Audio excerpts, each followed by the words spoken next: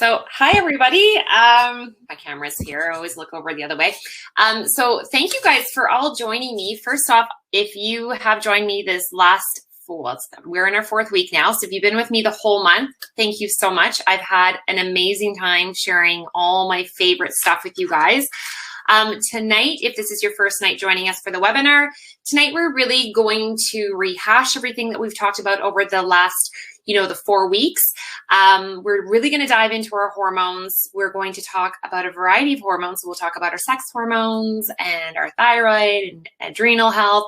And we're going to talk about the fundamentals of all this through nutrition and supplementation. So I'm going to share some slides. So a little bit different if you've joined me for the lives. I have some slides for you. If you are new to this, please ask all your questions that you have. I will answer them at the end of the webinar. If you have to leave before the webinar ends or you don't have time to, hear your question be answered at the end, you can always just leave your email or reach out personally through the chat and I will get back to you. I'll put my contact information at the very end as well so you guys know how to reach me. So I'm just going to get our slides up here and running. And I will be in the bottom corner as we discuss healthy hormones now and for life. So let's get started. And thank you so much for that amazing introduction. So here is my introduction page for, for some of you guys who haven't joined me in the last few weeks. So I have been a registered holistic nutritionist for over 6 years. My journey into becoming a holistic nutritionist was all through my own personal health journey. I was diagnosed with hypothyroidism 5 years ago. I've always had hormonal imbalances, endometriosis, polycystic breast disease.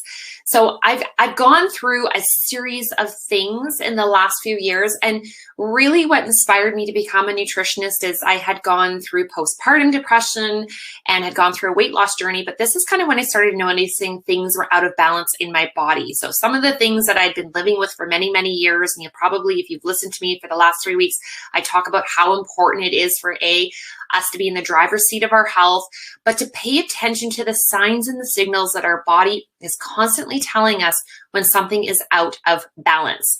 So we'll dive a little bit more into that in a few minutes, but our body is so amazing that it sends alerts and things that is going on, telling us that things are not quite right. So when I went into nutrition school, a lot of things came to light for me, and that's really what drove my passion to do what I do now. So educating men and women with my specialty in women's health about all of the things that we think are normal or that we've just lived with for many, many years, or the thoughts and the questions that we're scared to ask our doctors about, and just kind of the things that we're like, is this right? So my passion really does lie in education with women's health of all things. So hormones, digestion, skin health, even everything that's kind of, mental, emotional, physical. So we encompass all of these things. So I've spent the last probably about 5 years traveling across Canada, speaking to consumers like you guys, all about digestive and women's health,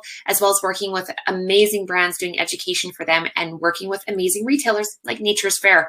So a hot mess quickly before we dive in was inspired by just education. It is a modern day women's health and lifestyle forum.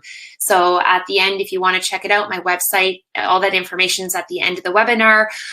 There's lots of blogs, and then a hot mess podcast was inspired for those meaningful conversations that we look for with our girlfriends. So, those girl night conversations that we talk about everything between relationships, our periods, our cycles, our hormones, all that kind of stuff. It's just really meant to kind of bring some lightheartedness to some of the stuff us women go through.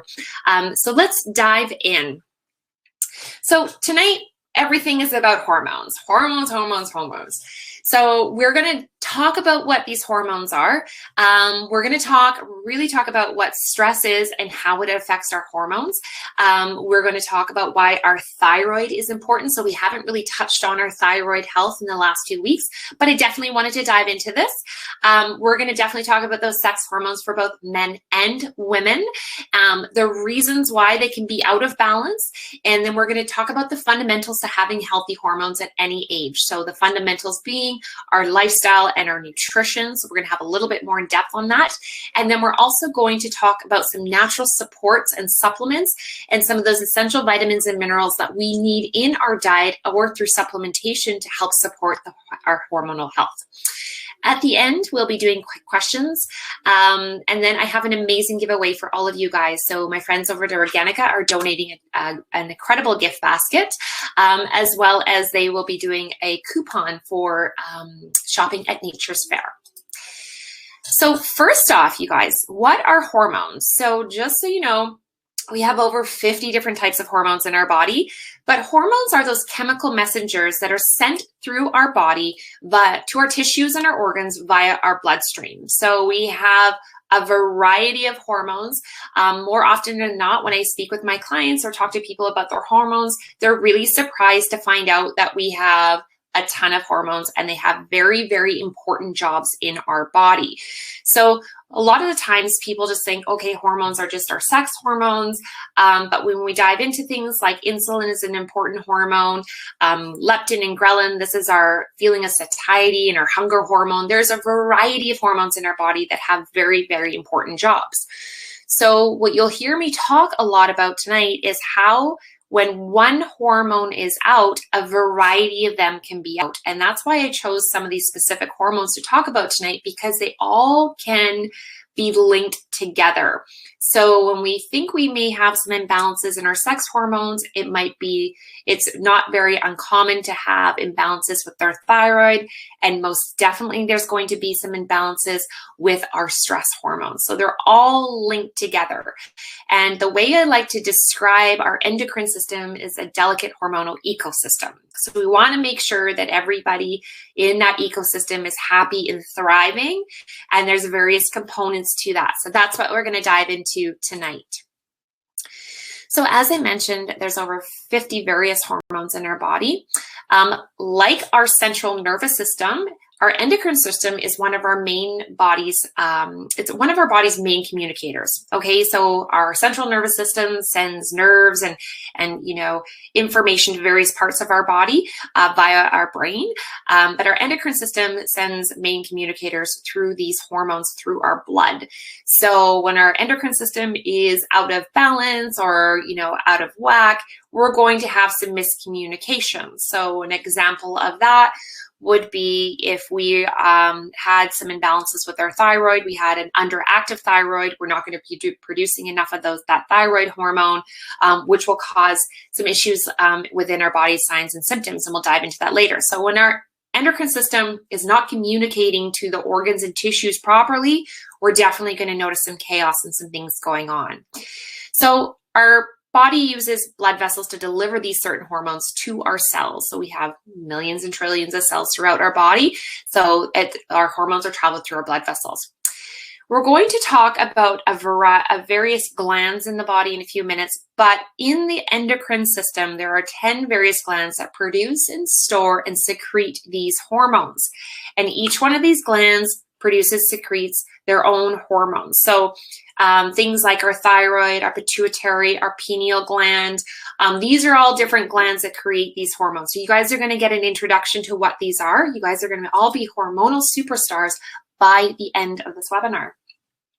So on your screen, you do notice there's a few that I've put up here. These are the main ones that we're going to talk about tonight, even though there is way more, but these are, I don't want to, talk too much about this where you guys will leave at the end and be like, oh gosh, it was like a science lesson with me.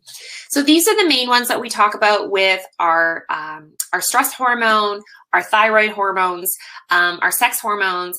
And then I did want to talk a little bit about sleep because I have a lot of people that reach out to me saying, hey, I'm having a hard time sleeping.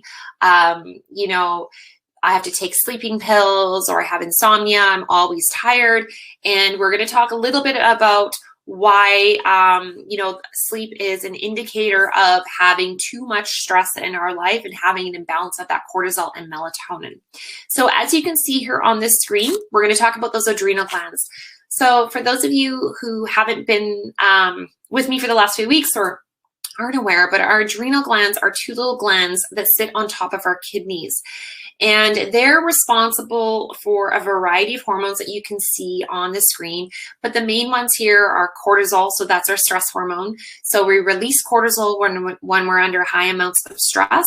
Aldosterone is a hormone that's released from our adrenal glands that helps with our sodium potassium pump. So aldosterone does affect our blood pressure. So a lot of times when people are under high amounts of stress, they can either have high blood pressure and or they can have low blood pressure.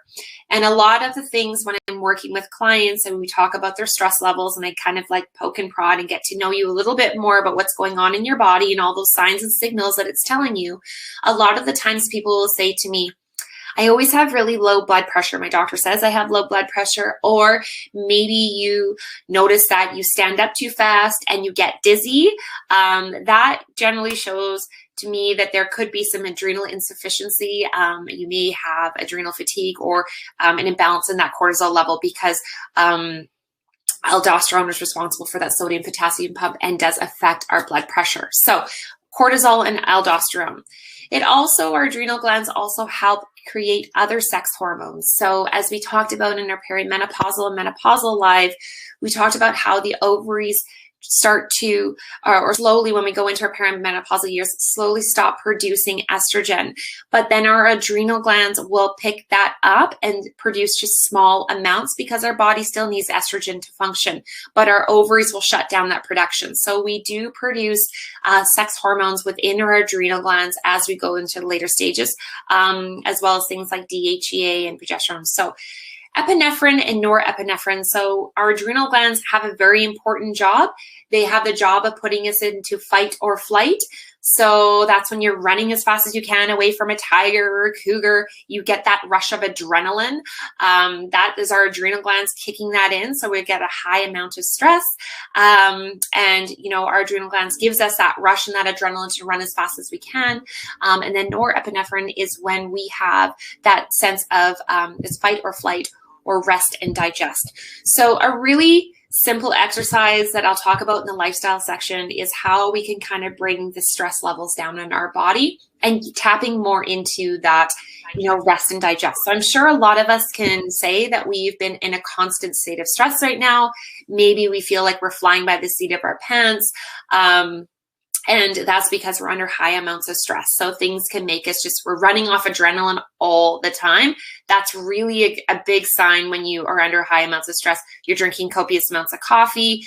You're wondering how you're getting things done because you're just running on adrenaline all the time and then you just crash and burn. So that all goes around those adrenal glands. They have a really big job in our body and they're just little glands on top of our kidneys. The next is our thyroid gland. So we find our thyroid in the front in here in our throat. It's a butterfly shaped gland. Our thyroid also has an important job. It produces a few different kinds of hormones. You can see there are T3 and T4 hormones. We're going to talk a little bit more in detail about what those do in our body. And some of the imbalances that we see with that thyroid gland are hyper and hypothyroidism. So very, very common for women, especially more so in the age brackets of over 40. More women are getting diagnosed with hypothyroidism. It's very common in women. Majority of women, like myself, were living with hypothyroidism for many years before the diagnosis. It actually was my naturopath that was diagnosed me because generally when you do go see a healthcare practitioner or your medical doctor, they will test for your thyroid hormones. But one of the tests that they test is your TSH. That's your thyroid stimulating hormone. And sometimes that can actually still be in the normal range, but your body or your thyroid may not be producing enough of that T3.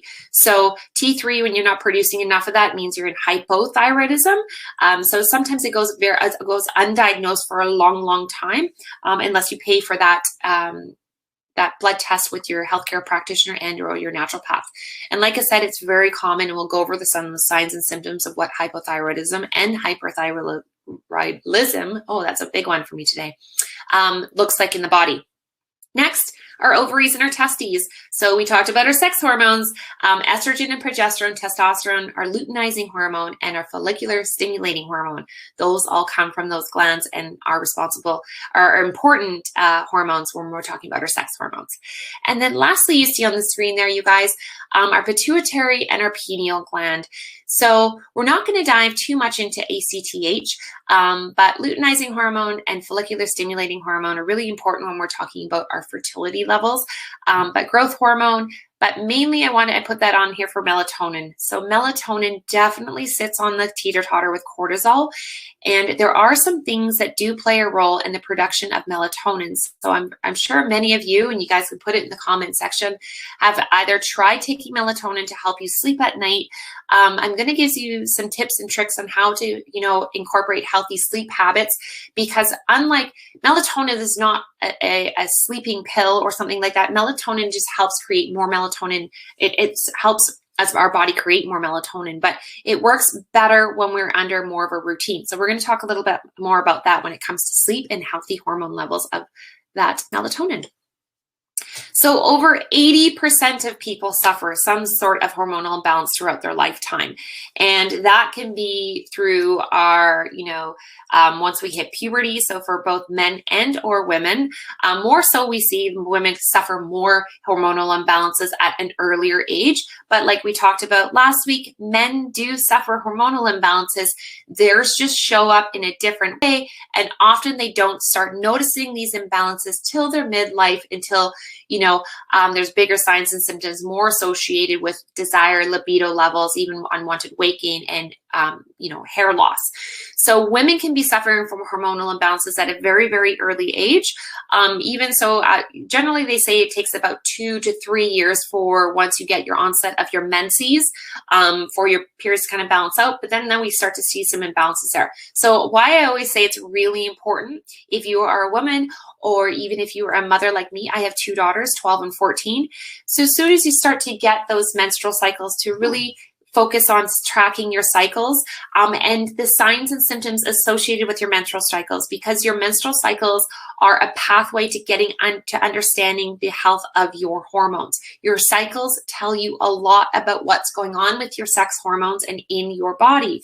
So if you don't track your cycles, I really encourage you guys to do. And if you have daughters, I really encourage them to as well. So just kind of writing down any kind of signs and symptoms associated, whether that's moodiness, food cravings, cramping, headaches, those kind of things, jotting that down, because if that seems to be consistent or getting worse, there can show that there's an imbalance within these hormones.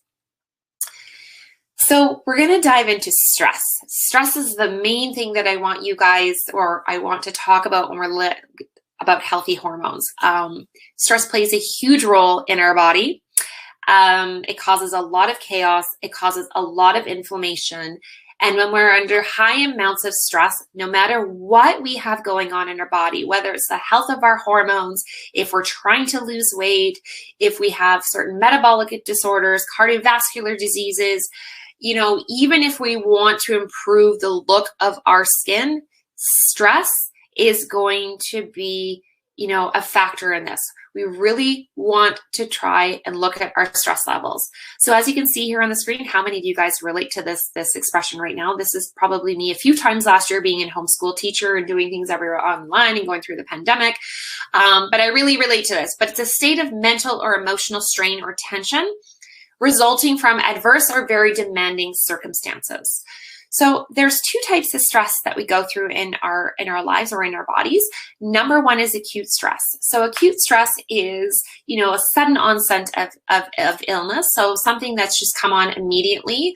The stress around that, whether that is, like a cancer or something like that, that's very shocking and very, worrisome. It can be if something, critical happens too, if we're injured in a car accident, a loss of a loved one or a job, something that is immediate and acute and just suddenly kind of rocks you to your core.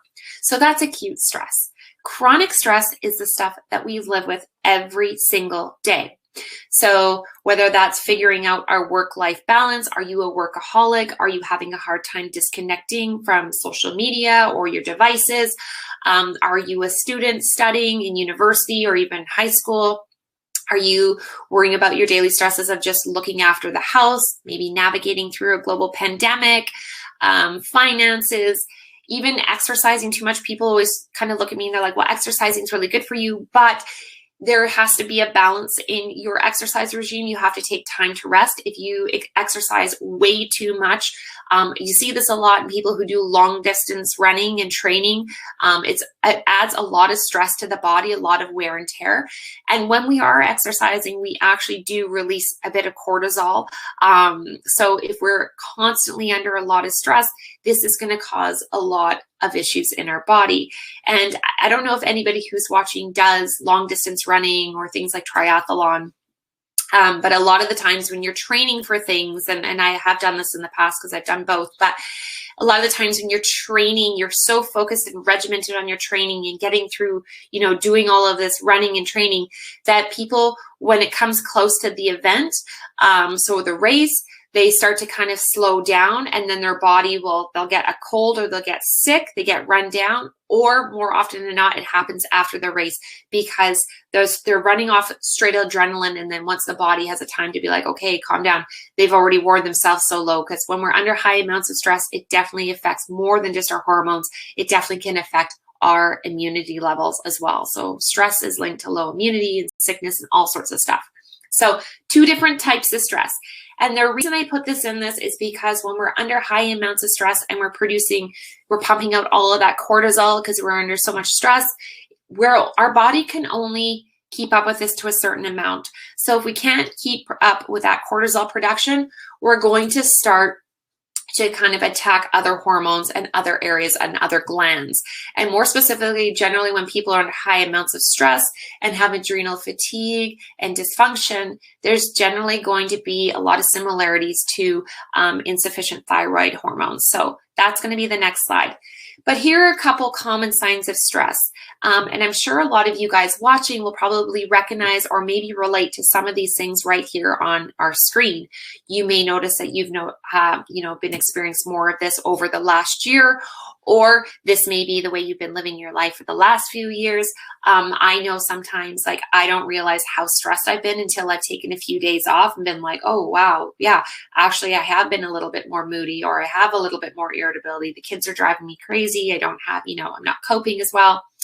But a lot of the times when people are looking at, their stress levels, they notice that they either can gain more weight easily, so they're reaching for more poor food choices, or maybe you're a person that loses weight during times of stress because you're not eating consistently or you're not eating enough throughout the day.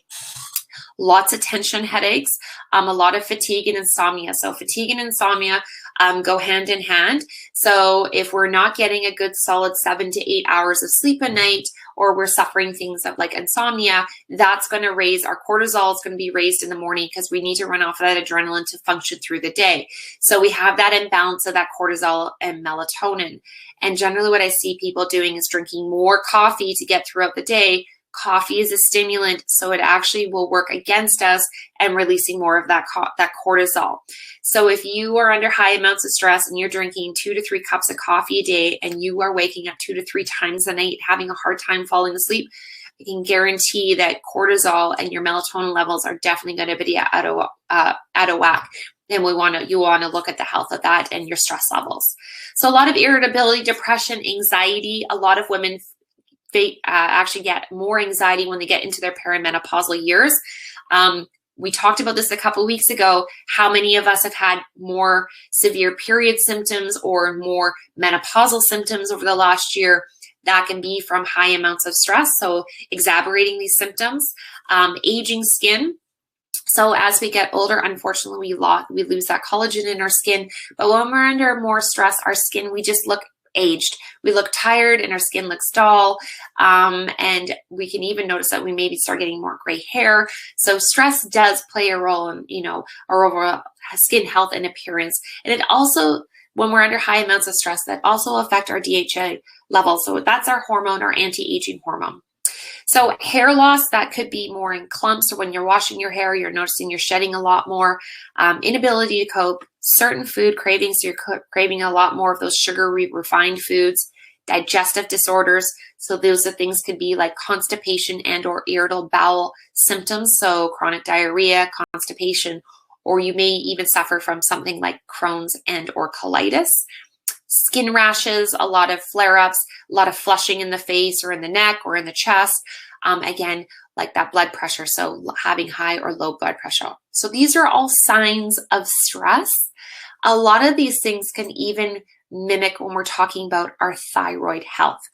So one of the things that I do when I'm working with my clients is we do talk about, if anybody in your family has been diagnosed with hypothyroidism, it can be genetic, especially if I'm working with women in the age of 40 and above. I will definitely talk about thyroid health. And a lot of the signs that I talked about in stress can be linked to hypothyroidism well. So a lot of the things with thyroid, it does regulate your metabolism. I call your thyroid, it's kind of your internal thermos, okay? So if you're a person that's running if you get very, very hot easily, generally that's a sign it's based through your thyroid. But one of the main symptoms of hypothyroidism when I talk to women or men as well is that they're cold all the time. Cold hands, cold feet, you can't get warm, you're always under a blanket, you're always shivering, you've got the vest on, you've got the jacket on, you're always cold. So your thyroid does play a role in your internal temperature and your metabolism. So a lot of the people who suffer from a low functioning thyroid or hypothyroidism have a hard time losing weight. So they're trying to cut back on their calories, they're exercising more, but the scale's not budging and you can gain weight very, very easily. That's because your thyroid regulates your metabolism. Your thyroid is the gland that ignites it. And its job is to convert the food that you eat into energy. So you also will feel very lethargic. And when I say lethargic, I'm talking about that 3 o'clock in the afternoon crash where you would just have a nap. You cannot keep your eyes open. This was the biggest sign for me that something definitely was not right. It wasn't just I was going to school full time, raising 2 girls, driving home, getting up early in the morning to go to the gym. I was driving home to pick up my kids from school at 3 o'clock in the afternoon and literally nodding off while I was driving the car. I could have a coffee, I'd have the windows down, but I literally was nodding off. And I used to have, when I was in my 20s, my friends used to make a lot of fun of me because I would come home from work at 4 o'clock and I would have a solid 2-hour nap. I was always tired in the afternoon. Always tired. And I just thought I was a napper. And it wasn't until I was diagnosed with hypothyroidism that I realized that this fatigue was related to my hypothyroidism. So I also had to look at my stress levels and work on my adrenal health because they do go hand in hand. You can't treat a thyroid without looking at your adrenal and your stress levels. But a lot of things made sense to me. Another couple signs that you'll notice when we're talking about your thyroid health is you may suffer from constipation. So you don't go to the bathroom quite regularly. That's because it slows down the peristalsis. So hyperthyroidism is when we make too much of the hormone. And so a lot of the times when people have that, they have a hard time gaining weight. They run at a higher temperature. They also will have a lot of irritable bowel symptoms. So they're constantly going to the washroom numerous times a day. So it's the opposite of hypothyroidism. So a simple blood test can help with this. But if you are a person that does suffer some kind of thyroid disease or issue, you definitely can have an imbalance in your other hormones. And there is more contributing factors than just taking medication. And, sometimes we can get goiter. So that's when your thyroid is enlarged. And there is even things like thyroid cancer that can be linked to hypothyroidism and hyperthyroidism. So definitely worth talking to your doctor about. Some of these symptoms when we're talking about our thyroid, I've mentioned weight gain and loss, fatigue, hair loss as well is very, very common. Dry, flaky skin. So no matter how much moisturizer you're putting on your skin, no matter how much water, you have dry, flaky skin, especially on the bottoms of your feet. So if you have cracked heels and dry, flaky skin on the heels, that's definitely linked to thyroid. Enlarged thyroid gland, always cold, low blood pressure, low iron levels. So this is very common. There is a link between having anemia and low iron levels, especially for women and their thyroid health. So getting your iron levels is definitely important. If you haven't had a follow-up with your medical doctor or your naturopath in the last few years, I really encourage you to get a full blood panel done, especially if you are in your 40s for women and going into our perimenopausal years.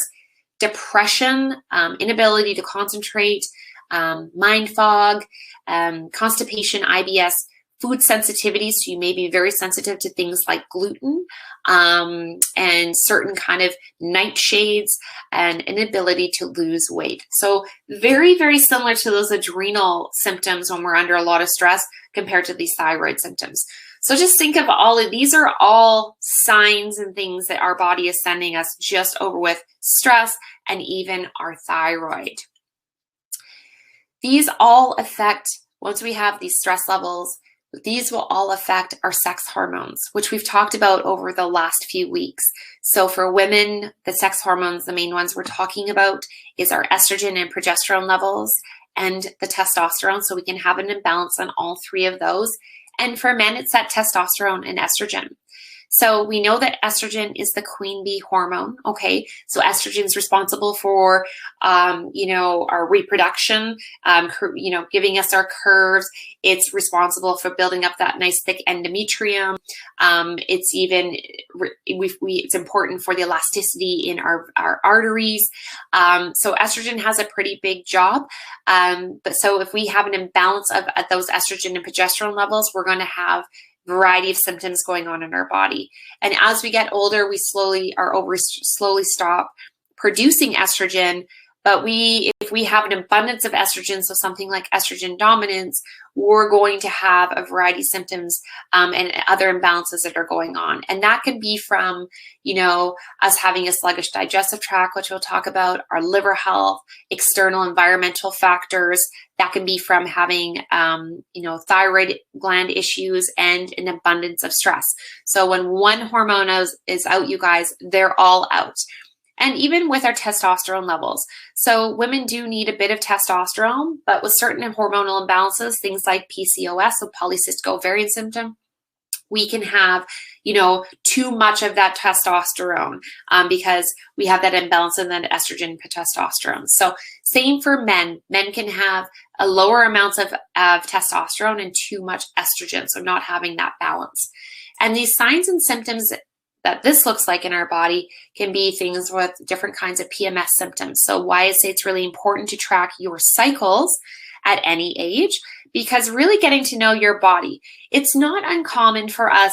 Some women will say, I get cramping every time I get my period. Just so you know, our uterus is a muscle. So we're going to have a little bit of that cramping.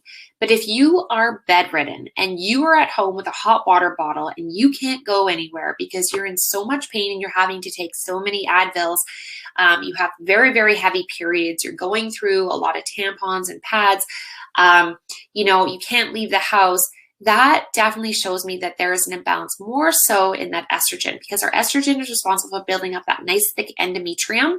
And when we have our periods, we shed that endometrium. So if we have an abundance of that, we're passing a lot of clots, that can be a sign that we have too much of estrogen. And we have 3 different types of estrogen in our body. If you're noticing that your periods are getting a little spotty and are lighter, that can show that we have little or not enough estrogen. So our periods are starting to kind of diminish. So PMS can be, cramping, irregular periods, heavy periods, so anything associated with that. And we talked about why it's important to track our cycles, because my cycle is going to be different than yours. But what is important for you guys to know is that you want to have consistency with your cycles. So your cycle's coming every 28 to 32 days, that your flow is anywhere between 3 to 4 days, if that's consistent for you. You may have your periods come every 23 to 25 days and flow for 5 to 6 days, but that's consistent every month for you. So you just want to follow in that consistency.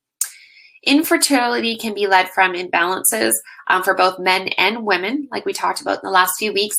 Painful periods, irregular periods, headaches, again, hormonal headaches, weight gain. So our hormones don't really cause us to put on weight. It's just the distribution of that weight. If we are, if we have imbalances in our blood sugar and choosing poor food choices and things like that, then that will cause different amounts of fat in different areas due to these hormonal receptors. Acne, libido levels, erectile dysfunction, poor sperm count. So these are all from imbalances in our estrogen, progesterone, and testosterone, but more so with that estrogen and testosterone. PCOS and endometriosis definitely linked to those imbalances of that estrogen. Hair growth and loss. So for men, it's a lot of that male pattern balding. For women, we may notice that we're having some hair loss as well up here, but we may start to notice that we're getting like the hair around our chin, upper lip. We start to notice that comes in. That is an imbalance of that, our androgen and testosterone. And as we get older, that's when we start to see those fluctuations in our hormones. And we're always like, oh, it's super fun getting older. We start having whiskers and chin hairs and things like that. But that's from that imbalance of those hormones. But with people who suffer from PCOS, they may notice hirsutism. I can never say the word properly, but that is when we have abnormal hair growth. It can be on our upper lip, on our chest, even on our backs. So that's where we're getting more of that dark hair growth, and that is definitely androgen related, so facial hair. And then fibrocystic breast disease and even cysts on our ovaries. So an abundance of signs and symptoms that can all be related to our hormones, that our body is telling us that something is not right. And so this is probably a little overwhelming because when we're looking at the last few slides, all of the signs and symptoms, but you probably notice a lot of consistency when it comes to these hormones, a lot of similar signs and symptoms. And I find it's really important when people come to me and they say, I think I have a hormonal imbalance. What can I do for this? What supplement can I take that's going to take care of all of this? Well, first off, with a variety of different hormones, the main thing is that people come to me and they say, I've been gaining weight. I have a hard time losing weight. I think I have hormonal balance. What can I do? What can I take that'll help me lose the weight? And because we have so many hormones that are related to weight gain and our metabolism, it's really hard for me just to say this will be the one thing that'll take care of all of this. It's important for you guys to do some investigation and to kind of look at all the things that are going on in your body. And hopefully after tonight, after this webinar, you've kind of learned or recognized some symptoms that can be related to what's going on.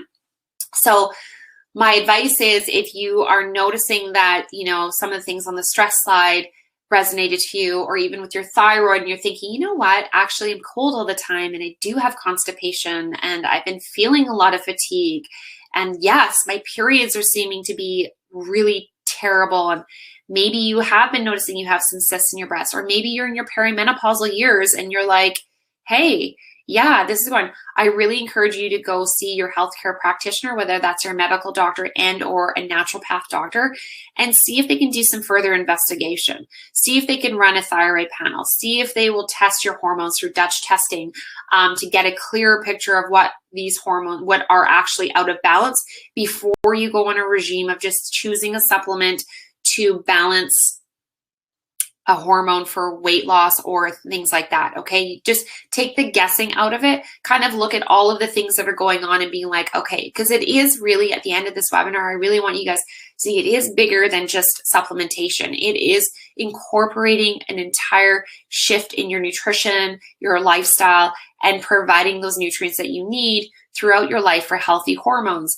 And it's not overwhelming. It's taking one small step, but having a better idea of what's going on in your body. And like I said, being in the driver's seat of your health. So we're going to dive into the nutrition, because I'm a nutritionist, and this is where I really shine, is promoting good health through food. The whole basis of me going to school to become a nutritionist, especially holistic nutritionist, is that there's so many healing benefits with the foods that we eat. And actually today, while I was on a hike, I was talking with my friend, and we were talking about genetic conditions and things like that, and how, some people really just feel that they're predisposed to certain things going on in their body. And one of the things that I learned in holistic nutrition school that has really stuck with me is that your genetics can be the gun, but nutrition is the trigger. So we can do a lot with our nutrition. So we can make changes today, small changes tomorrow. We get to make those choices of how we can fuel our body and provide the nutrients that our body needs, necessary for living a healthy life and for the growth and development and the support of our hormones. So every day we get to make that choice. The nutrition is a huge, huge component of it. And it can be at any stage. So eating for healthy hormones, it doesn't need to be complicated, even though this slide may look it. It's really about just choosing nutrient-dense food, because we need essential nutrients out of the foods that we eat to provide, to create healthy hormones in our body. A lot of the hormones, there's 3 different types of hormones, but a lot of the sex hormones are lipid driven. So we need healthy fats to create these hormones. So we produce hormones through healthy levels of cholesterol in our body. So if we're not eating enough healthy fats, we're not going to be creating enough of these sex hormones. So when it comes down to breaking down into our nutrition, I want you guys to remember what macronutrients are.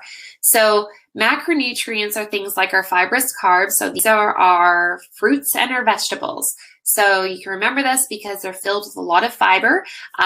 They provide our bodies with vitamins and minerals, but they're slower to digest. So lots of dark leafy greens, all those veggies, fruits in their full form. Anything with your berries and bananas and apples and those things all have fiber in them. They also contain essential vitamins and minerals. So those are what we call fibrous carbs. Protein is very, very important, especially for women, but for everybody of all ages. But women, we need to make sure that we're eating enough protein. It is the building block of our body. We need more protein to create more cells and regeneration and healthy hormones.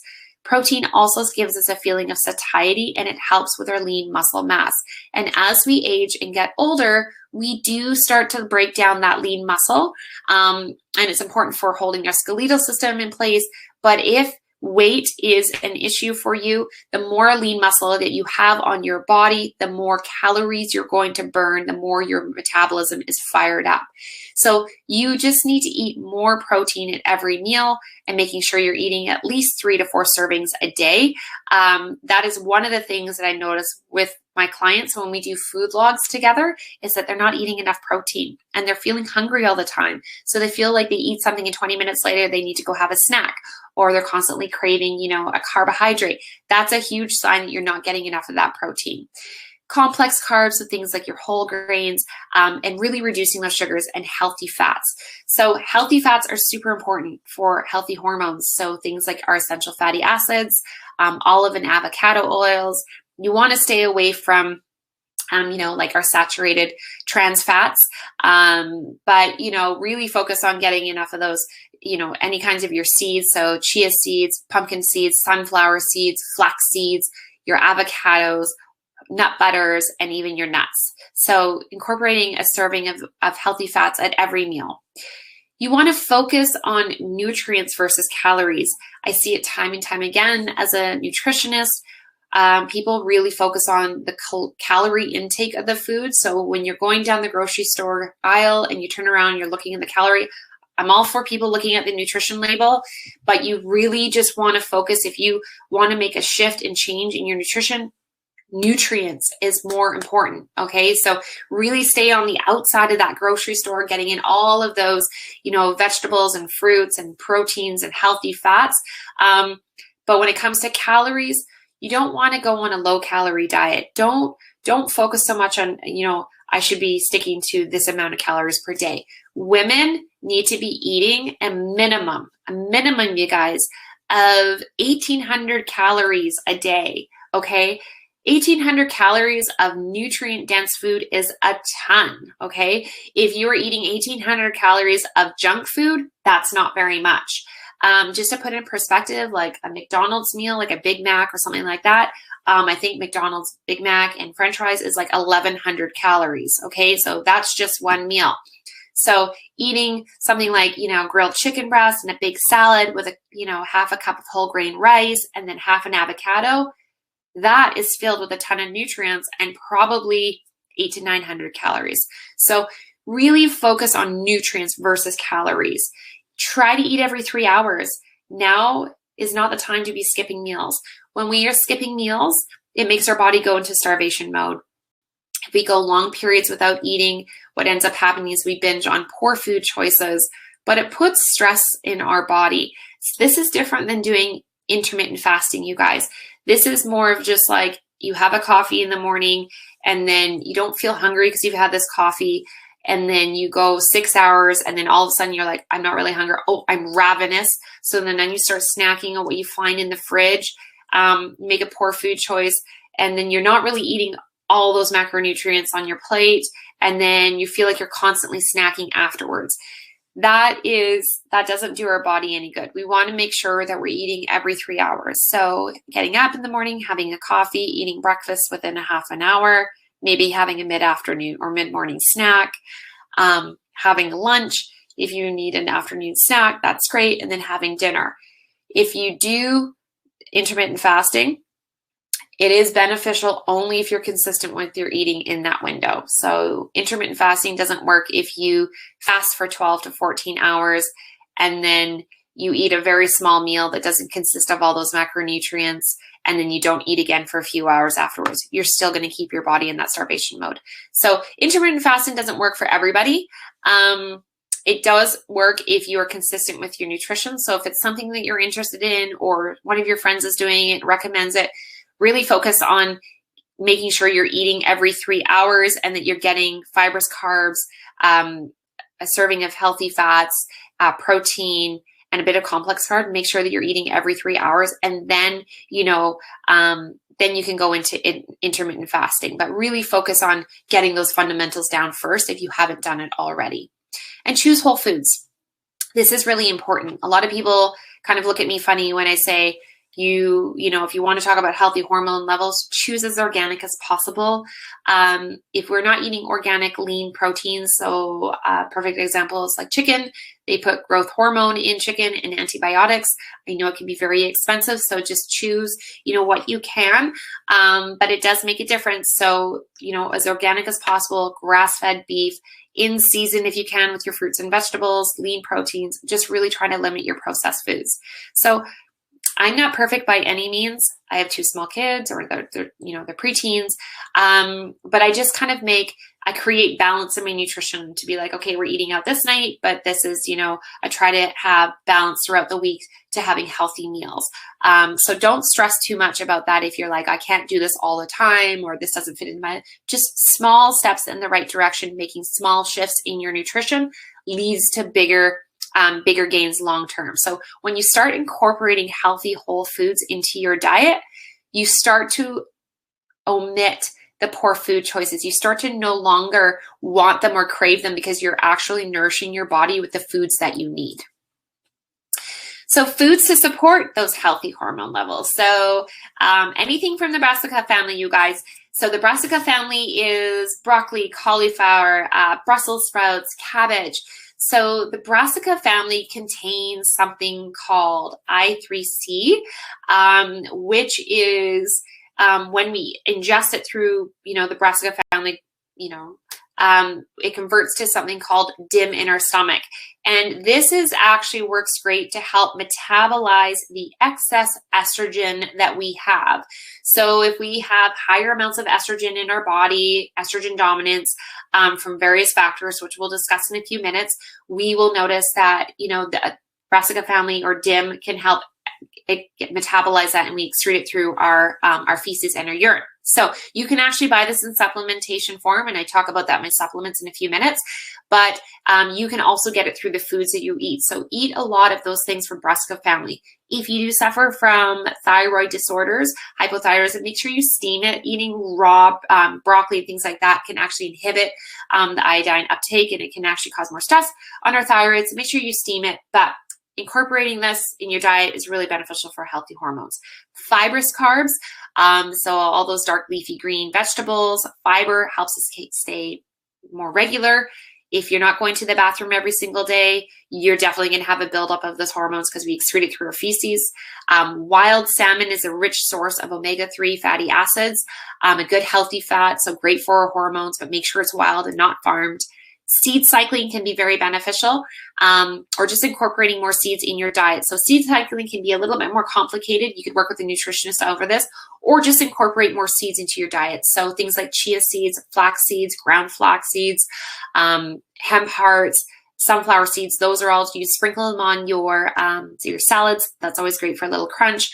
Chia seed pudding, that's a great breakfast and or dessert. And you can even just have it as a snack. Organic chicken or grass-fed meats, and then make sure you're having your healthy fats. So nothing too crazy when we're talking about, the foods that we need for healthy hormones, just incorporating this daily, something from this list, and you can screenshot this. But just eating these foods daily or at least a few times a week really does help benefit healthy hormones throughout life. And this can be for all ages, even when girls are starting to go through puberty and boys, really making sure that they're getting enough of this diet to have those healthy hormones. I really try to make sure that my girls are eating from this list for healthy hormone levels. Sometimes it's easier than not, but I really do make sure that I'm like, hey, make sure you eat some avocado, or, we have to have salmon because it's really good for, I always say it's good for your skin because it does give you a nice, beautiful skin. Foods to avoid, you guys. We want to stay away from processed foods as much as possible.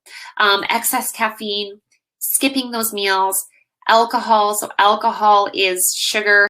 It also is very hard for our body to break down. It's hard on our liver. It's a foreign substance. So our liver will work on metabolizing that, and it can cause more stress on our liver. So our liver also metabolizes excess hormones. So if we are having, we're drinking more alcohol than usual, we're definitely going to have some imbalance in our hormones.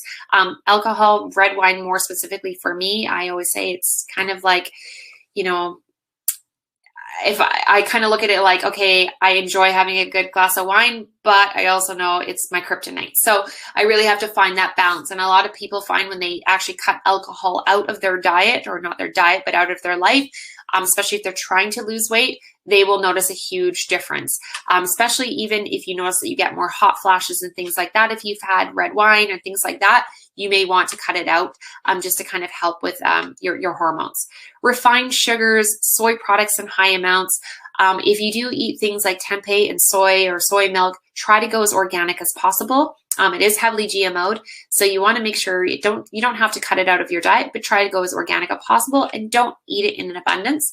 And artificial sweeteners in diets are high in red meat. So artificial sweeteners actually can change the microbiome in our digestive tract.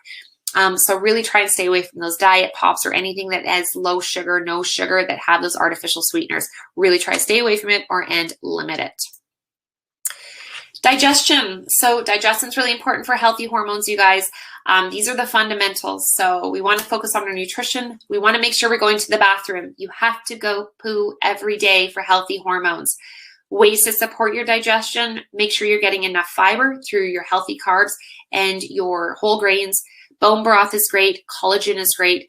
Collagen, actually, bone broth and collagen are a source of protein. So if you're having a hard time getting enough protein in your diet, you can drink it and you can add it to your smoothies. You can cook with it. It's very high in protein, but it also contains certain amino acids that will help heal your digestive tract. So if you suffer from constipation or irritable bowel symptoms and or diseases, there's certain amino acids in there that will help seal up those intestinal junctions. Things like that are fermented, so kimchi, kefir. I would do things like Greek yogurt that have probiotics, chia seeds, and healthy fats. These all support a healthy digestive tract. Lastly, our liver. So our liver has a big job. It is the biggest detoxifying organ inside our body. So it's working 365 days a year, 24 hours a day, keeping us healthy.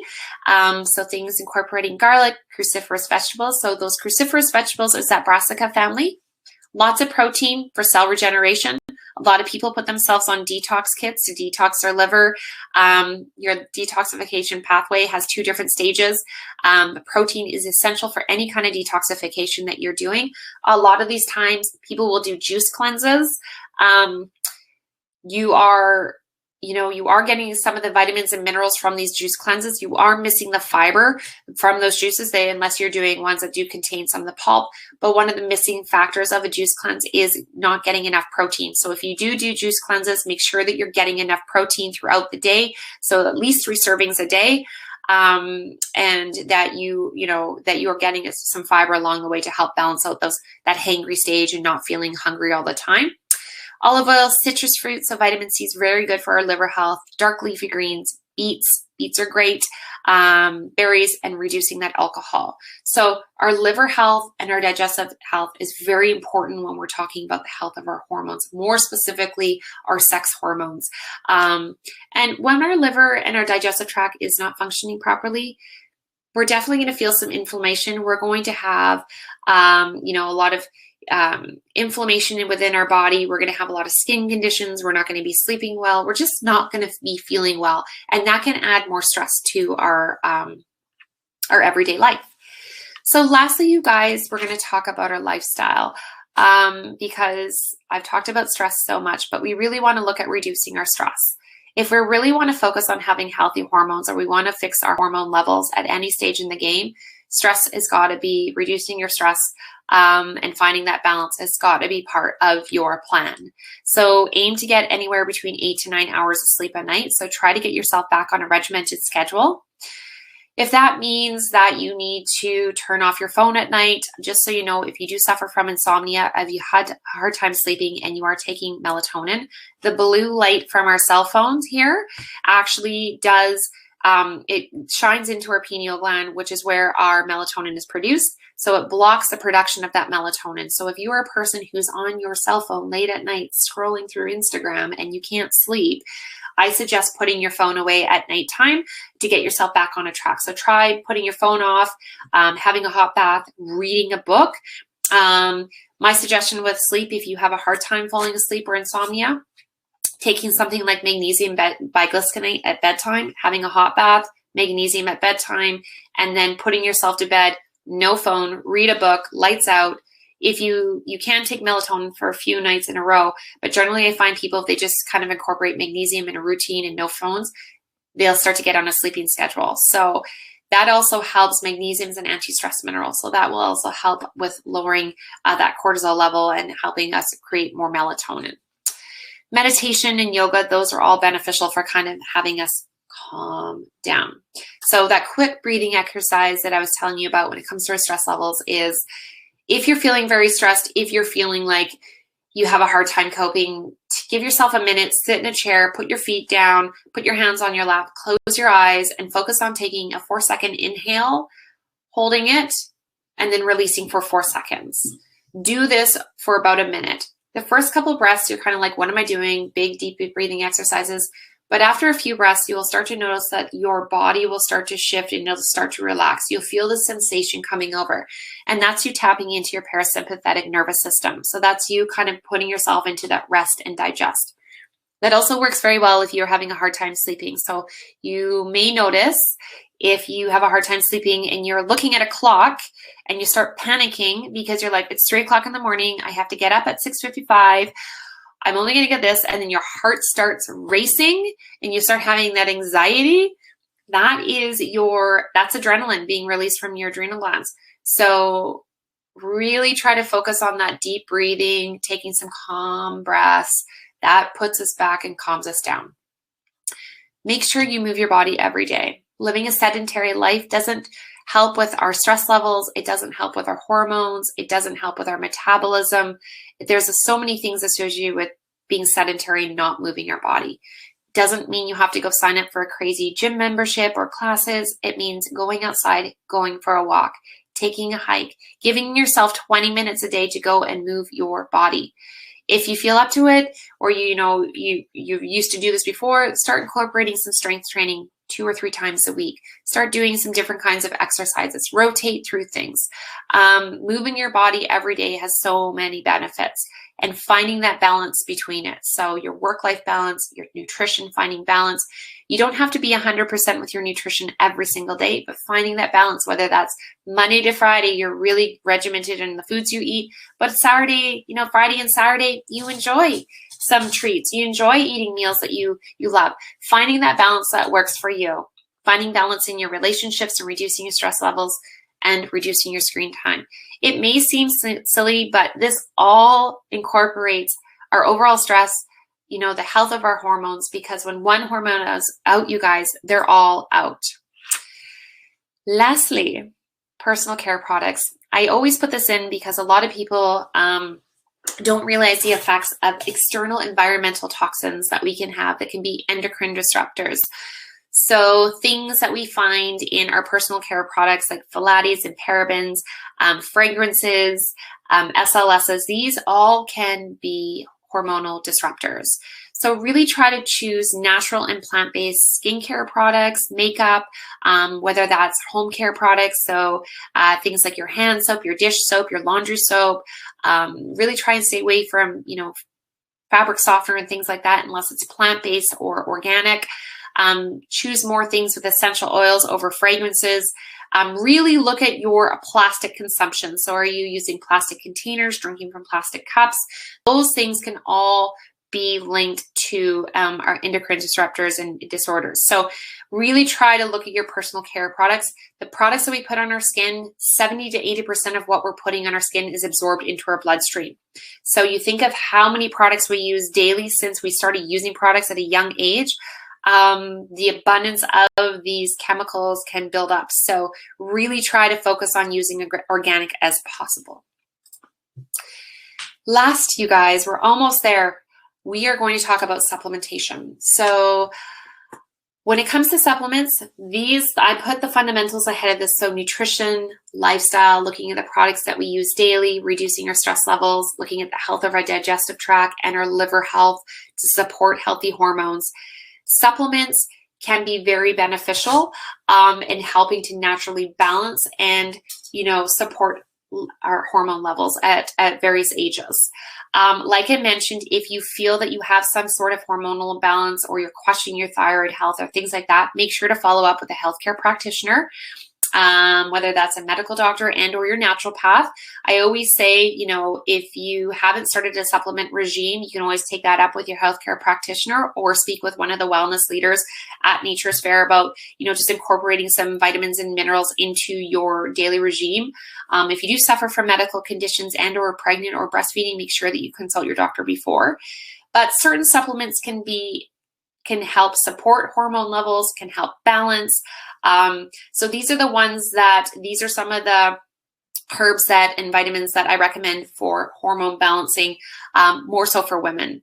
So Vitex is from chest tree. We see that in a lot of hormone balancing products that are on the shelf today. It helps balance out that estrogen, progesterone. DIM was that supplement I told you about that you can get that I3C from the brassica family. So if you're eating, you know, lots of things from the cruciferous brassica family, you are naturally getting that through the foods you eat, but you can take it in supplementation form. Maca, we talked a lot about last week, how it naturally helps balance out those hormone levels, but it also helps increase libido and sexual desire for both men and women, and it is a natural energy booster. Dong Quai works great with balancing out estrogen and progesterone, but it also helps with hot flashes. So you see this more for women who are suffering from perimenopausal symptoms. You see this in menopausal products. Vitamin D3 and omega-3 fatty acids. So we should be getting enough of these through our foods that we're eating and supplementation for healthy hormone levels. For stress, you guys, ashwagandha is an adaptogen. So is rhodiola and magnesium biglycinate. So these are all my favorite when it comes to talking about our stress levels and supporting our adrenal glands from top to bottom. So ashwagandha, definitely I take every single day. Magnesium biglycinate I take every single day. Vitamin B complex, vitamin C. Maca is more so, you know, I like that more for hormone balancing, but it does have an adaptogenic effect. So there are many great, stress supports and adrenal supports on the market. So you definitely could go into Nature's Fair and look at those, or you could just take, you know, something like ashwagandha. Men's health, maca, saw palmetto, Korean red ginseng, zinc, and vitamin D3. These, we talked about these last week, but these are all kind of natural supports and supplements for healthy hormones for men, more so going into those middle-aged years. But zinc and vitamin D3 and magnesium are really important at any stage in the game, whether we're getting that through our food and through supplementation for healthy hormones, and even for during fertility. And then for our digestive health, you guys, I talked about the bone broth and the collagen. So can't talk more about how important these both are for digestive health, but natural sources of protein. But also if you are more so going through the stages of aging, our collagen production decreases as we get older. So collagen can be great for hair, skin, and nails and anti-aging purposes, but it also works wonders when it comes to the healing of our digestive tract, protein, and even helping with our immunity. Probiotics and omega-3 fatty acids as well. And then lastly, you guys, our liver health. So got to give our liver a little love. It takes on a lot of toxins and bacteria every single day. If you really want to make sure that you have healthy hormones and you want to pay a little TLC and love to your hormones, pay a little TLC and love to your liver, okay? Milk thistle, detox drops, quercetin, these are all great liver-loving herbs and, nutrients that, can help with that. Keep it very simple. So we don't need to detox our liver. Our liver is a detoxifying organ, okay? Its main job is to detoxify, but we can support it through, reducing inflammatory foods, reducing alcohol intake, eating foods that help with liver health. But milk thistle is great, and nettle, even burdock root. You can get certain teas like the Daily Detox that help regenerate the liver, and it works great. So things like this, incorporating, if you think your liver is just a little like upset and sluggish, you can incorporate taking these daily herbs to help support it along the way. So you guys, that is the end of the webinar. I'm going to leave the screen up for just a minute. So if you guys want to reach out to me, if you have questions or, want to stay in touch, here's my handle. So I do have a website, www.hotmess.ca. The link to the podcast is on there. My email is on there if you have any questions and or feedback. I always love feedback. I'm really excited to have been able to spend this entire month with you guys. I love talking to each and one of you. Your questions have been great. Your support's been amazing. You can find me on Instagram as well. I'm going to open it up for all of the questions, and Melissa's going to shoot those off at me. And I also wanted to put on here, lastly, before we answer the questions, I want to thank Organica and Kidstar Nutrients and Nature's Fair for having me and supporting this wellness series. And to let you guys all know, you are getting a $5 discount coupon, I believe, with Nature's Fair for any Organica purchase. So I'll let Melissa can give more details on that, and I'll answer these questions. Perfect. That everybody has. That's great job. First of all, that was amazing. It was incredible. You. As always, this whole month has been so eye-opening for myself. I've learned a lot about myself, and I hope that you have as well. So first off, if you want the coupon, you just head over to the files section, and all you have to do is you can take a screenshot of that coupon or download that, and that's all you got to do, and bring it into Nature's Fair. So let's do a little rapid fire question here, Chelan. Woo! Gosh, okay. Should we also tell them that we'll be picking a winner from all the names? Yes, yes, some lucky winners. So first off, you guys have got so great these companies are just gift baskets. So Organica is donating a fabulous gift basket tonight with some of the products that we talked about. So that's exciting. So you guys get to pick a winner tonight. I'm excited for everybody. Sounds good. And we will be picking a winner out of all the people that have asked a question. Perfect. Or comment or sent a heart or whatever it is. Woohoo! All right, here we go. Is there any way to tell if the hormonal imbalance is caused by meds or an actual medical problem, or if it's just something that our body's going through as we age? That's a good one. So first off, depending on what we have going on in our body. So if you are taking medication, and depending what it is, sometimes that can cause things in our body to kind of disarray. So I'm just going to use this as an example. So something like, let's say, birth control pill. I'm just bringing this up. Sometimes if we go on birth control pills, it can cause things like it puts hormones into our body. So we can have like acne or side effects and things like that. So when we take a medication, there can be other things happening in our body. Our body's like, what is this? So if you're noticing that you're having things that are associated with hormonal imbalances, like some of the symptoms that we talked about, it can be from the medication. It just depends on what it is. So I would definitely talk to your healthcare practitioner about it. If you do have questions about like your hormones, like whether it's your thyroid and your sex hormones, write down the things that you're noticing and then ask for further investigation. So it is a yes, there can be something associated with medication that can kind of cause an imbalance because, we can have interactions and things like that from something outside. But it just, without really knowing what's going on, this is a hard question to answer directly to them. I definitely say it's worth talking to your doctor about and writing down what those symptoms are to investigate further. Perfect. Thank you. All right. Can an hormonal imbalance cause memory loss? Yes. Yeah. So depending, a lot of the times what we see is a lot of hard time concentrating, brain fog, and more so, even when we get into our perimenopausal and menopausal years, so depending on your age, we may start to notice that we're forgetting things, we're forgetful, memory loss can be associated with it.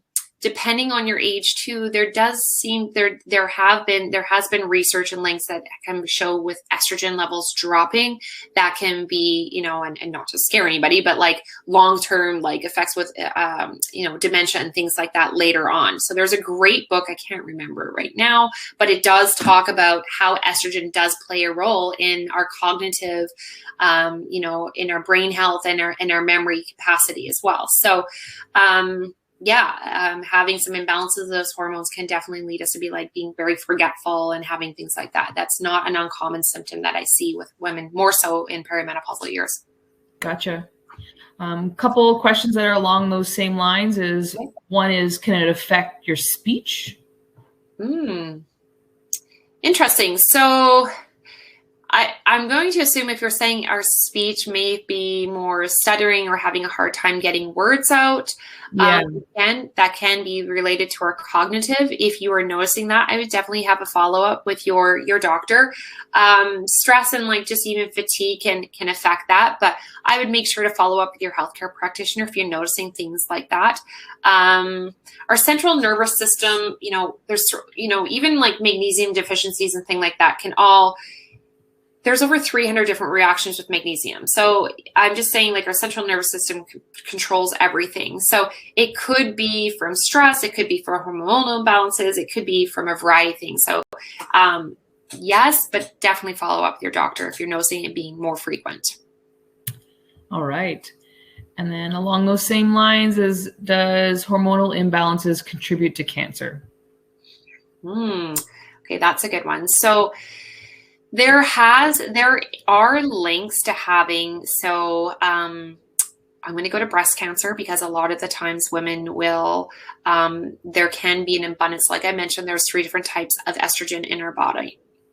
And if we have too much of a certain estrogen, and I'm so sorry, but I cannot remember that. I want to say it's estriol or estrone. It's one of the two. I can't think off the top of my head right now. But if we have too much of that, which does convert in our body and we don't, metabolize it, that can lead to estrogen related cancers. And there has been research that's shown like there is certain estrogen related cancers that can be for an abundance of that. Now that can be through genetics.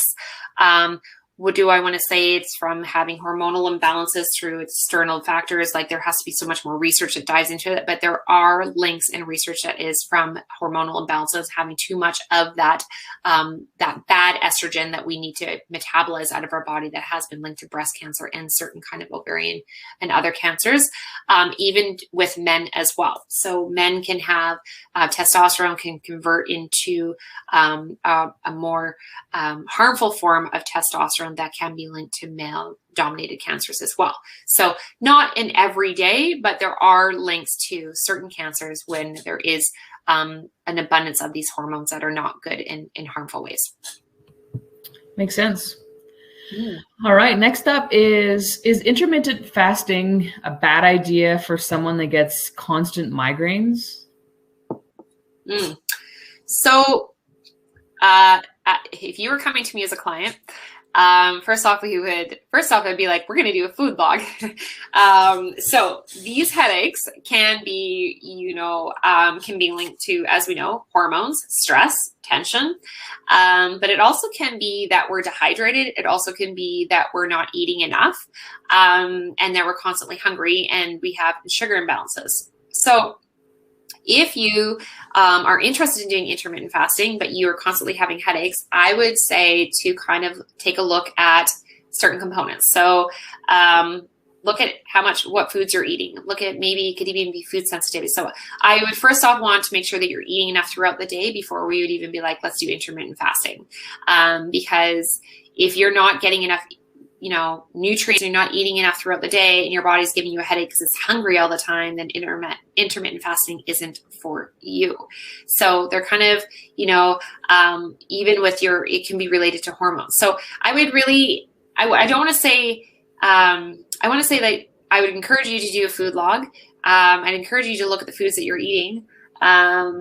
And also track how much water you're drinking. But if you're interested in doing intermittent fasting, you can try it once a week, and kind of keep track and be like, okay, do a little experiment with yourself and see like were your headaches worse that day that you were fasting. A great way to dive into fasting, just for anybody, is don't eat past 7 p.m.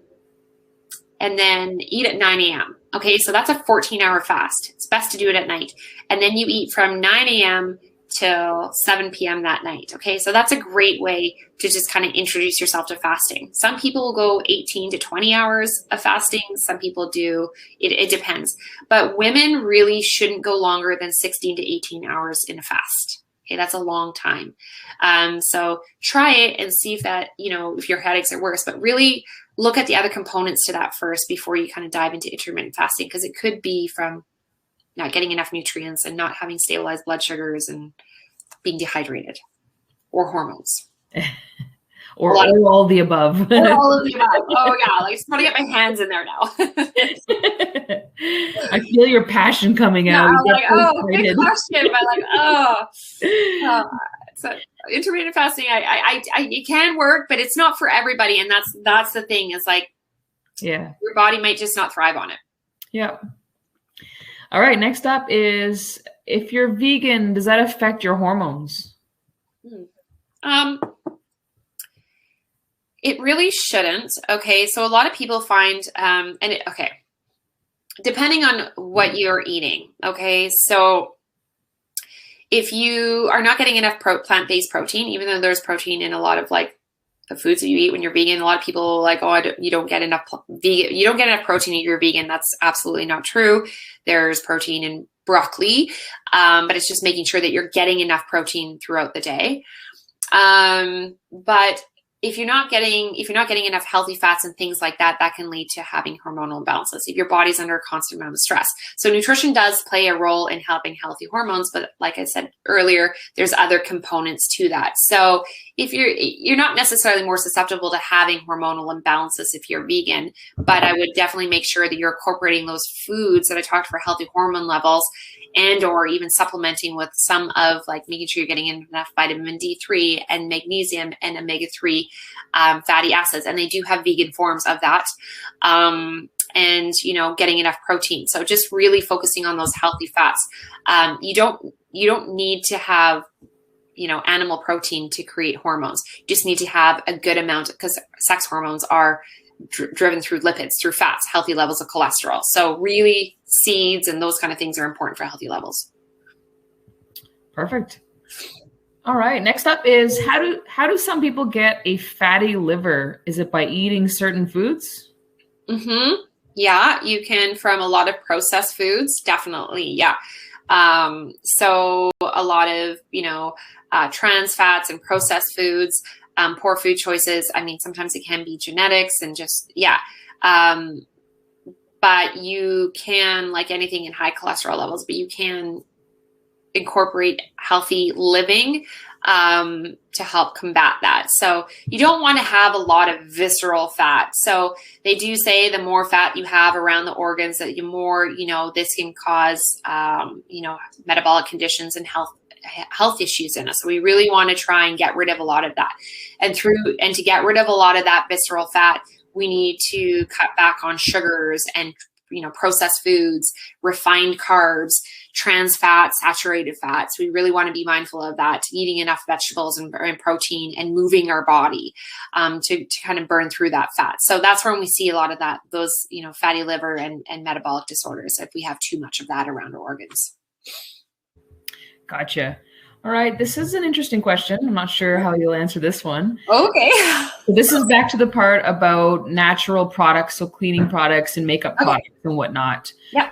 So if we're looking at making a switch and getting rid of those products, do you have any suggestions on how we would dispose of them properly? Oh, this is a great question. And I'm Very good question. Okay. I'll tell you my story because I gave my husband almost a heart attack. So, by the way, if you are wondering a little bit more about this, there's many great documentaries on Netflix that all talk about the chemicals that we find in personal care products. I think it's called Skin Deep or something like that.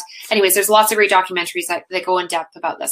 When I was in holistic nutrition school and I was studying the science of environment in this, I have a septic field.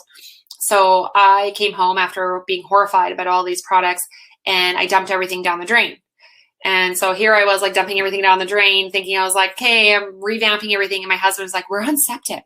You can't do that. So don't dump everything down the drain. Don't do that. What I encourage people to do, and what some people, and I've even done, is, I've even donated to shelters and things like that. Often they need shampoo, deodorant, things like that, give it, not incorporating, like if you don't want to throw it in the trash and things like that, you can, give it to shelters and stuff if you want. But like me, who's on septic, you can't dump things down the drain. So there's not a lot of places you could just take your old products and be like, here, or you want to put it down the drain. A lot of this stuff, if you're not on septic, you should be okay. It still goes down the drain. You're still using it. But, I don't want you to put it into the landfill, but what I did was wrong. I dumped it down the drain and I shouldn't have done that. I got in trouble from my husband. But yeah, depending on what it is, don't, bleach. I still use bleach every once in a while, but those kind of things, like you could donate it if you just didn't want to put it into the trash, because some people will still need it. And I do know a lot of those shelters do appreciate stuff like that for people when it's like shampoo and stuff like that. That was a tricky question, you guys, but I ended up just telling you guys a story. But don't do what I did. Don't dump it down the drain. And don't put it in the landfill. I'm impressed. I'm impressed with your answer. Well done. Well, I laugh because I've told that story so many times. How my husband was just like, I was like, I even made my own laundry detergent. And I remember my husband being like, we're on the septic. What are you doing? I'm like, it's killing us. So I told everybody at school, and they're like, you start small, you guys. Like, don't go home and don't start dumping all your stuff down the drain right now. Use up what you have and then make the choices that work in your life. Because what I did is I dumped everything and I panicked and I freaked out. And then I was like, okay, you don't have to do that. Just finish what you have if you need to, and then kind of choose things. The next time you go into Nature's Fair, be like, you know what? I'm going to choose this plant-based dishwashing soap, or I'm going to use this natural deodorant this time, or I'm going to try this new organic makeup. Like, just slowly incorporate things as you're going on. Great answer. All right, next up, can imbalances or thyroid problems contribute to thickening of vaginal walls or vaginal dryness? Oops. If so, how can we prevent this? Okay, so vaginal atrophy is real. It's one of the main one of the main things that we have for women, more so in our perimenopausal years. So what happens when we have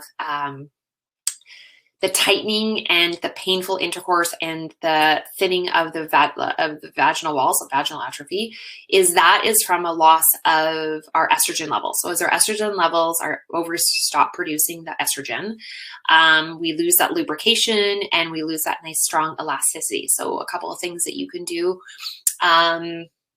for this, yes, and imbalances, that this is just going into that next stage, is that you can hopefully try and balance out those estrogen and progesterone, but it's naturally going to happen. But there are things like vaginal moisturizers that can help with this.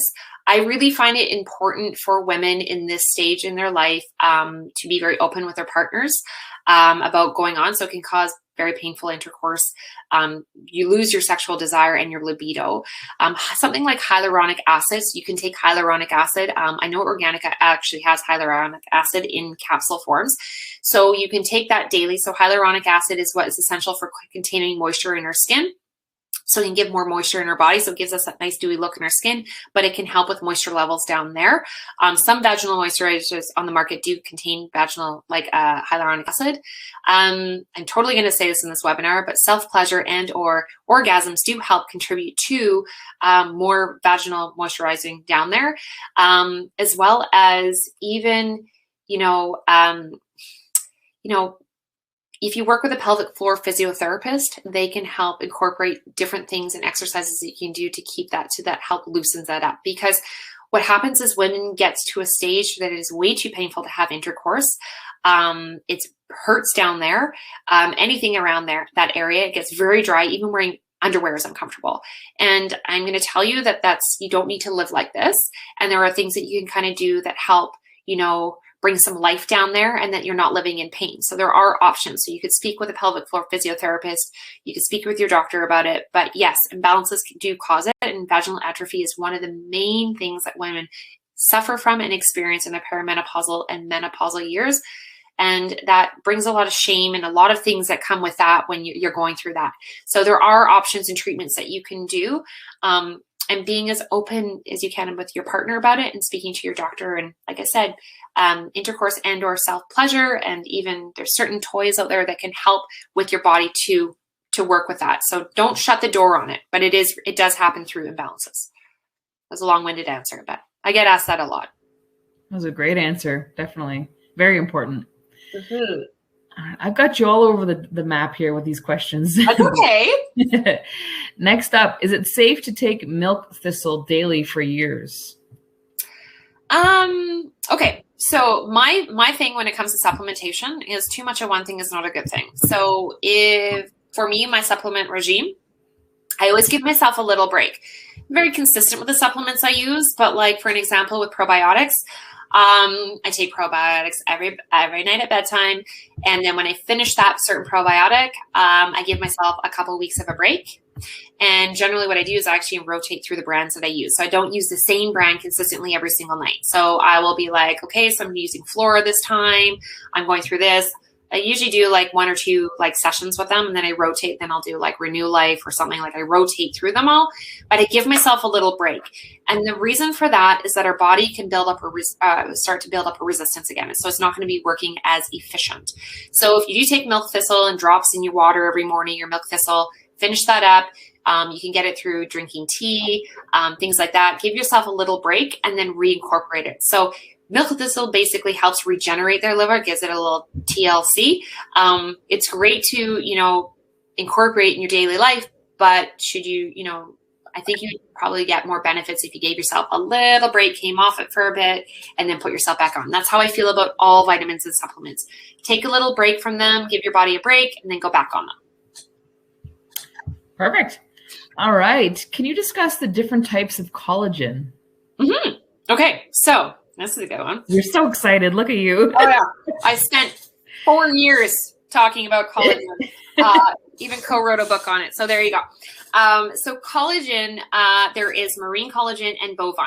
Okay. And so it can be very overwhelming when you're choosing a collagen product because you walk down the collagen selection and you're like, what is a collagen peptide? What is hydrolyzed collagen?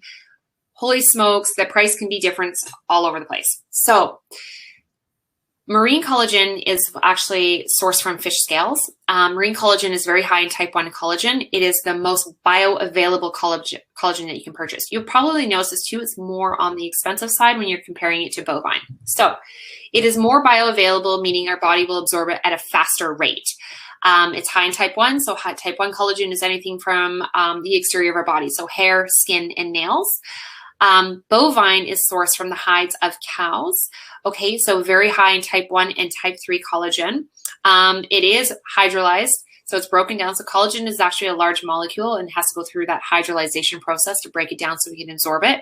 So if you see collagen peptides or hydrolyzed collagen, that's the same thing. So it's gone through that process and we absorb it. So marine collagen has been around longer than bovine, and it is more so people will associate that with the beauty, anti-aging. It still gives you the same benefits for your joints and your ligaments and your cartilages, but it's just more bioavailable. So you absorb it faster than you would a bovine. So it still goes through that hydrolyzation process, but you just absorb it more. And sometimes people will notice that if they're using a marine collagen in their water, it may dissolve faster than a bovine.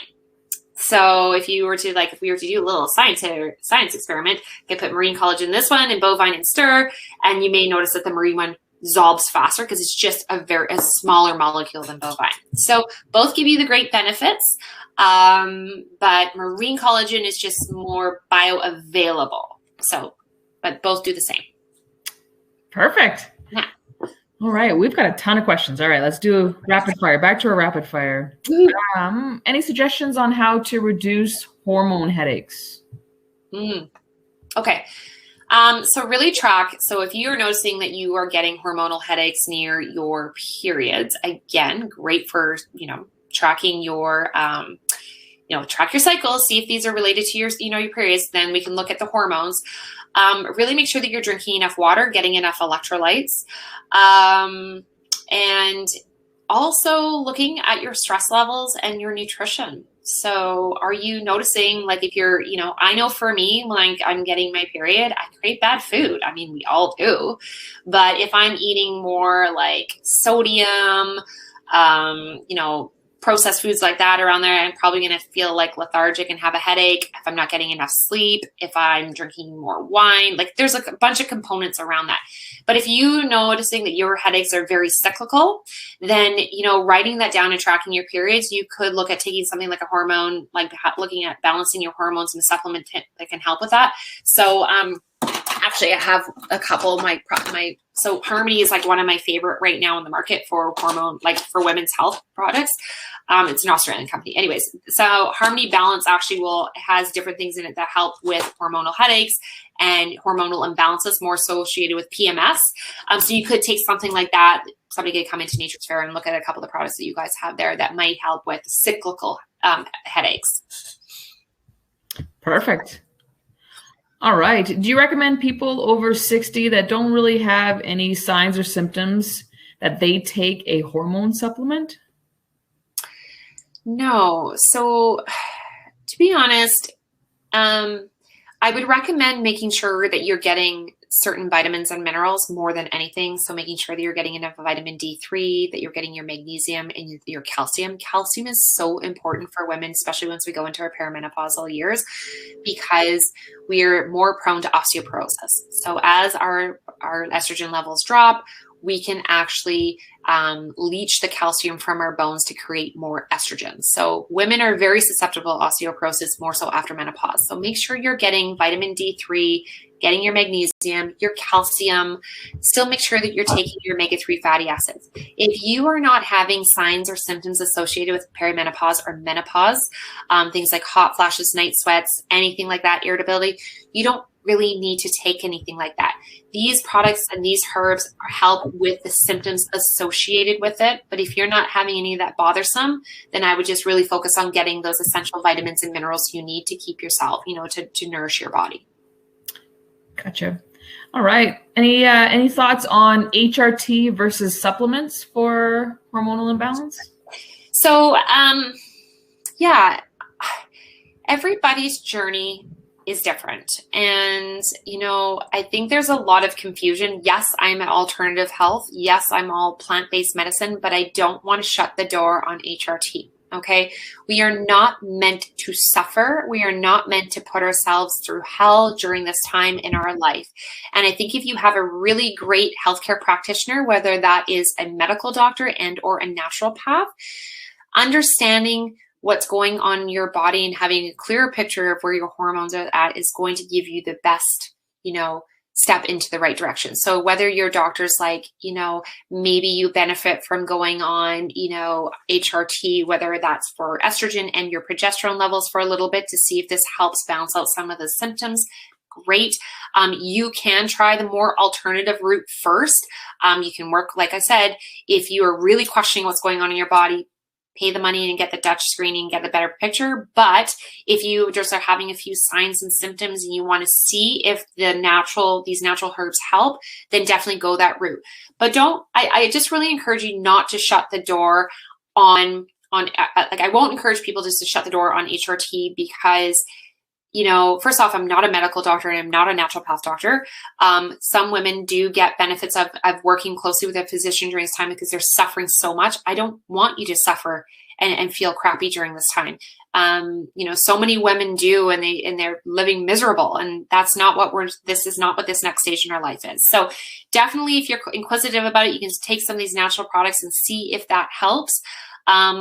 Or you can do along the guidance of your healthcare practitioner and then look at doing HRT. You know, everybody's journey is different. Some women get through this with minimal symptoms. I mean, my sister's 51 and she doesn't really have a lot of symptoms. I'm probably going to have them all. So, you know, everybody's different, right?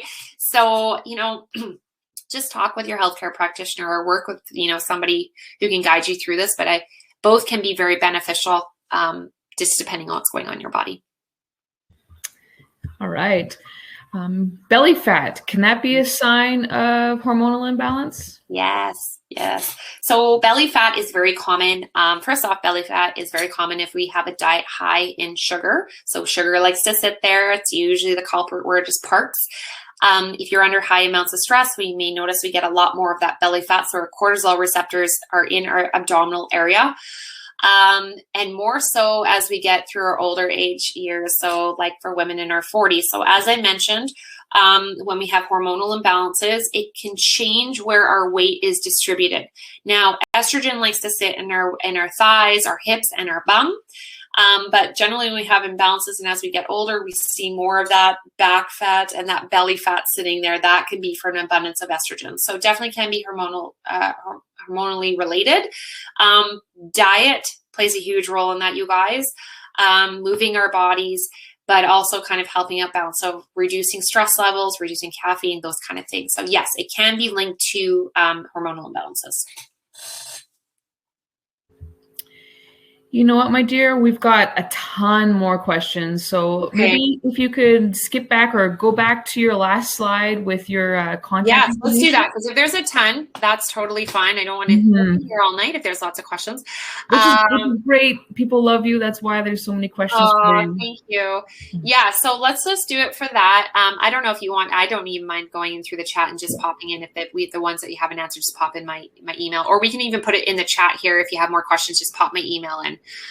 But you guys can find me here. My email is info@ahotmess.ca, or you can even reach out to me on Instagram for more of those questions. Do you want me to type that in the chat here for you? Sure. Yeah, that'd be great. I'll do that right now. Oh, there's so many. Okay. Yes. Oh, there's a ton. Okay. So, yeah. So I'll put that in here for everybody. And my email, and then we'll go from there. Perfect. And while you're doing that, I've put all the names in a random draw. Oh, great. And I'm going to pull the name right now. And that is Sandra Depot. Oh, good. Congratulations. Congratulations, Sandra. So we have your email address. I'll send it to Chelan, and she can send you the information on your gift basket. Awesome. Yes. So it's a great gift basket with Organica. And yeah, that sounds good. Thank you so much. Thank you, Melissa, for doing this with me and for this last month. I appreciate you guys so much. It's been so awesome. And I'll see you guys soon. Sounds good. Thank you. It's been our pleasure. Honestly, Chelan, we can't say enough good things about you. You are an incredibly knowledgeable and such a kind and compassionate person. It's been a joy this last month. Oh, well, thank you. Thank you guys all for joining. And we still have 54 people on here with us right now. Right? It's been an hour and a half with me. Love you guys all. Thank you so much. Okay, go enjoy the rest of your evening. We'll talk to you all soon. Take care. Bye-bye. Bye.